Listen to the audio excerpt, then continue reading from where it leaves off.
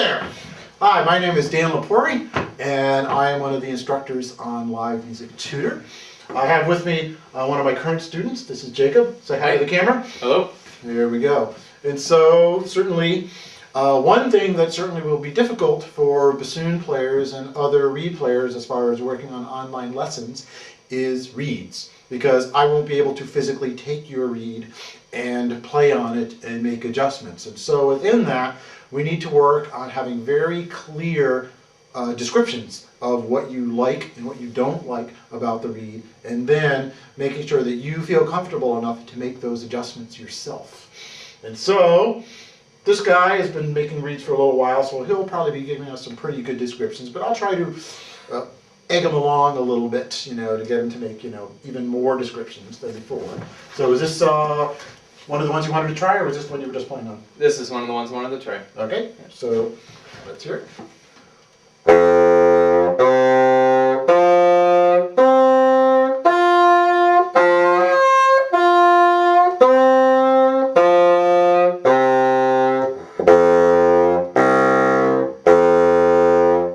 Okay, so generally we start with reeds. We talk about a couple things. What's the first thing? First thing is response. Okay, and how do you like the response? The response in some aspects is pretty good.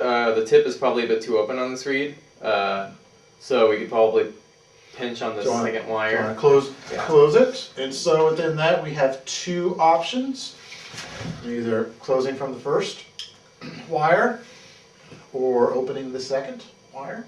I'll be opening the second wire because the pitch on this reed sounded a bit low as well. Okay. All right. Good. All right.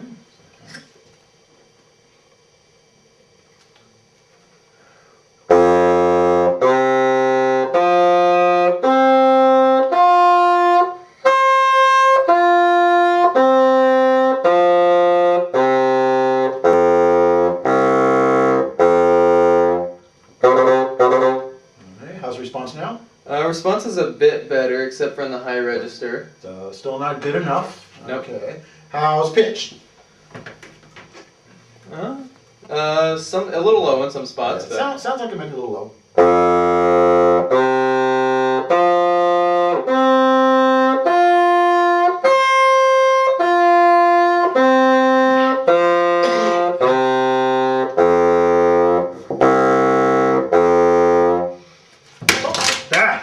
Actually, pitch ain't too bad on that.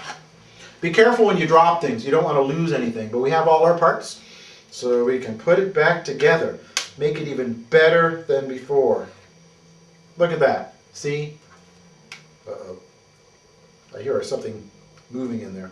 Keep our fingers crossed. Okay, so pitch is pretty good yeah, on that. How is the tone? not great. What don't you like about it? It sounds a little bit stuffy at times. Not necessarily stuffy, but I guess dull would be the better term for it. Okay.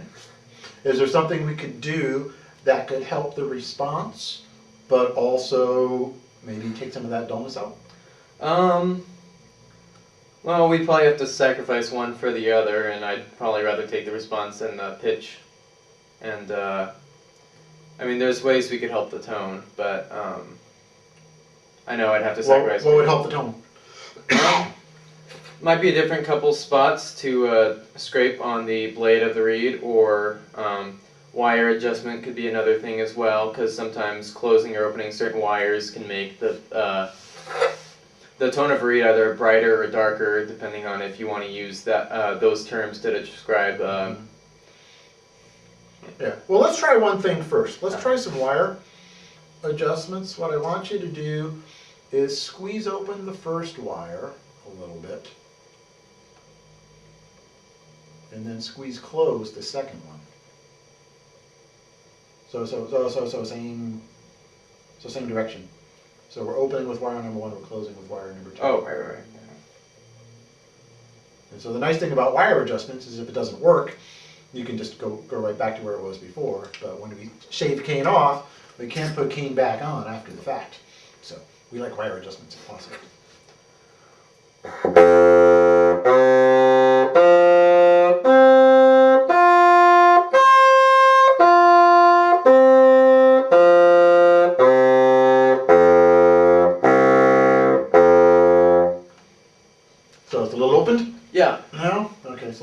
let's do the second wire a little bit more to close it down. Mm-hmm.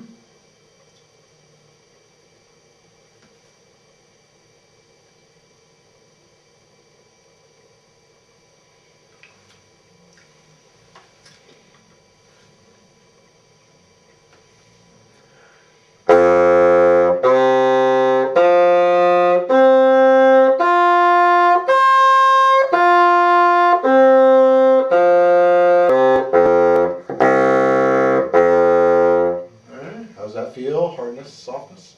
Feels fine to me. Good. How's response?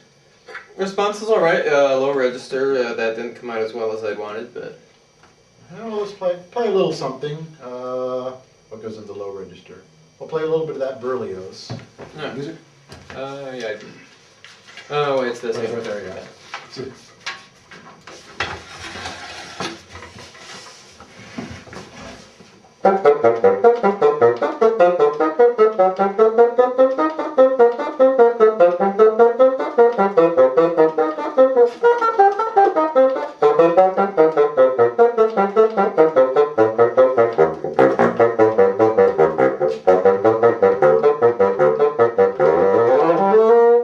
Okay. How's the response feel in the lower register? Not too great. Okay. How's the tone? Tone is better. Still some weird things with it. Okay, is there something we could do that could help the low note response? You could probably close the first wire. Possibly. Yeah. What else? Well, if we close the first wire and open up the second wire, the low register response will probably be better. Perhaps. Or what if we shaved a little bit off the very back? We could do that as well. What would that do to the tone? I would take away a little bit and make it a bit darker. And made it darker. Yeah. Would that be a bad thing? No. Probably not. Let's try that. Although my knives aren't too sharp at the moment. Though taking out of the back, so it doesn't really matter. Again, you have to do all the work because we're not in the same room with our online lessons. So just a little bit off the back on both sides. Uh-oh.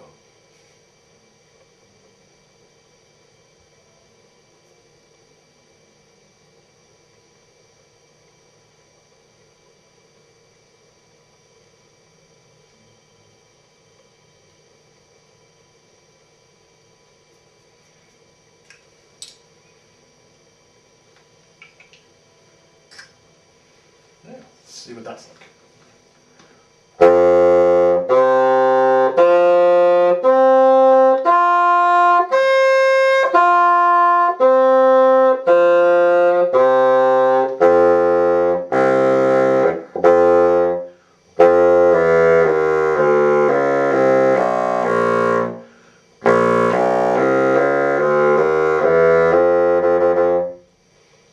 The response is a lot better.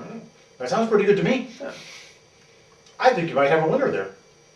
Sweet. All right, let's try another one.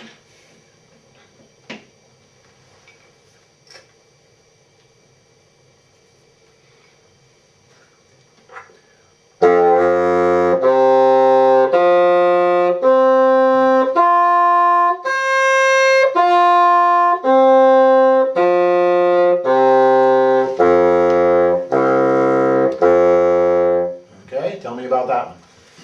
It feels super soft. It sounds soft. Yeah. And so what could we do to try to fix that or help that? We could open up the first wire, close the second wire. All right, let's do that. So while you're doing that, so you've been studying here at Central with me for a little bit. Mm-hmm. Is there anything that's not too annoying about what I do? Or is there anything that you like about lessons? There's barbecue sauce on the counter. Oh, we do have barbecue sauce on the counter. That is always a plus. So yes, barbecue sauce is definitely an important thing within bassoon lessons.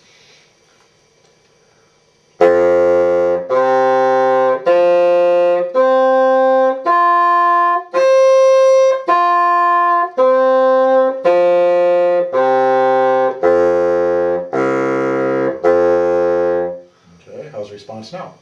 Not as bad. Okay, does it still feel soft or does it feel hard? No. Feels pretty decent. Okay. How is response now? A lot better. Okay. How's our pitch? Maybe a little low. Maybe.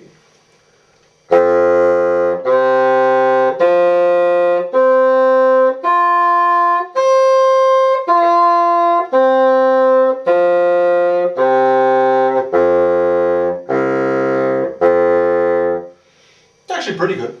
Yeah. Well, not too bad. Okay, tone. Not good. What don't you like about the tone? Very, very bright. Okay.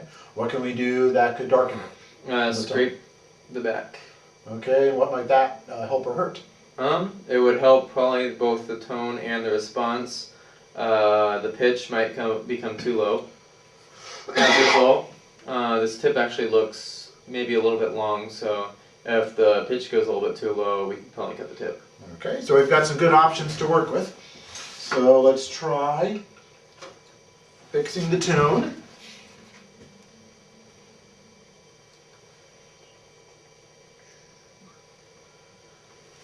So taking a little bit more out of the back of the blade.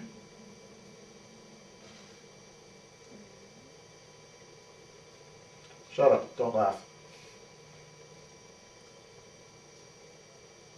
My stomach just growled. It does that a lot.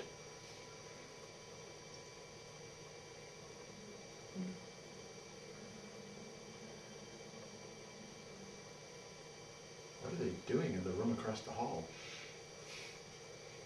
That was weird sounding.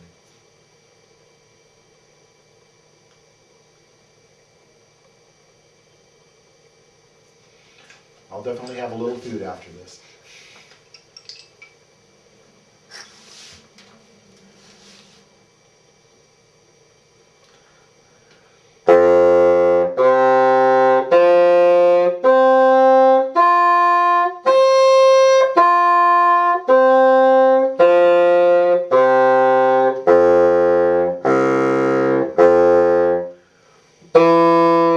Try the D flat. Okay. How's response? Still pretty good. How's tone? Better? A little worse, better. same? A little better. Yeah. And there, I don't think pitch has really changed No. in there. So within these primary things that we're looking at, response, pitch, tone, generally that's the order Mm-hmm. that we're looking at things. And so if we have to sacrifice something, one of those three, we can sacrifice the tone. Mm-hmm. Because response, we have to have the note speak, correct? Mm-hmm. Pitch has to be in tune. Well, depending on what ensemble you're playing, may or may not. But if we have to play with piano, Yeah. definitely has to be in tune. And why tone third? I mean, obviously, different people like different tones. Those are different tones are, judging factors for a lot of people. But if a recording is, the player is very responsive and their pitch is very good, then there's less of a basis for people to judge. Right. Well, with those, what you were just saying, in not so many words, pitch and response are objective. There's no arguing. The note either spoke or it didn't speak. The note was in tune or it didn't speak. Or Wasn't it? whatever that was supposed to be. But tone is subjective. You're going to have some different opinions. So what one person thinks is a good tone, another person might not think is a good tone. So you can have some arguments about that, but you can't have arguments about whether the response was good, about whether the pitch was good. But what might be an advantage? Well, within tone, generally most people are talking about a good tone versus a bad tone. Generally people think a good tone is a darker sound, and maybe a bad tone is a little bit of a brighter sound. But what might be an advantage to a brighter sound? Brighter sounds are very good for orchestral context. Because? Because they make the instrument heard. They make it distinctive. Right. Generally a brighter sound is going to project a lot more than a darker sound, and that's a problem with bassoons in general, is that they don't have the projection that the other instruments around it does. Just the design and construction of the instrument, you have to put a lot of air, put a lot of volume to be heard far away. So in that way, a brighter sound is actually pretty good, especially right in orchestral situations. Maybe not so much in chamber situations, but I think in orchestral or solo situations as well, you know, when you're playing with an orchestra. I think a brighter sound definitely helps.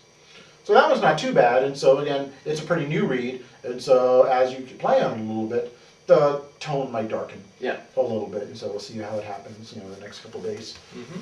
Got another? Got